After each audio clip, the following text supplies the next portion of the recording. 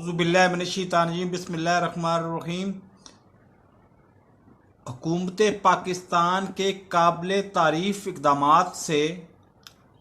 और शबाना रोज़ मेहनत से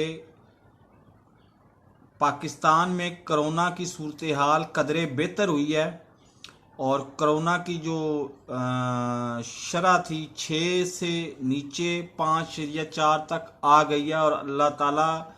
ने अगर चाहा तो इस सितंबर के एंड तक ये शरह मज़ीद नीचे आएगी, क्योंकि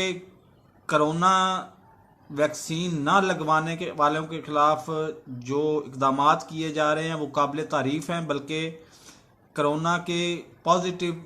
मरीज़ों का जो इलाज किया जा रहा है वो भी पाकिस्तान में बहुत अच्छे तरीके से किया जा रहा है और शबाना रोज़ मेहनत की वजह से हम उम्मीद कर सकते हैं कि इस महीने के आखिर तक करोना में काबिल ज़िक्र हद तक कमी आ जाएगी इंशाअल्लाह। तो मेरा इस चैनल को अगर आपने सब्सक्राइब नहीं किया तो सब्सक्राइब करें, साथ लगे बेल आइकन को दबा के ऑल नोटिफिकेशन को ऑन कर दें ताकि मेरी हर नई आने वाली वीडियो का नोटिफिकेशन आपको बर वक्त मिल सके। अल्लाह हाफिज़।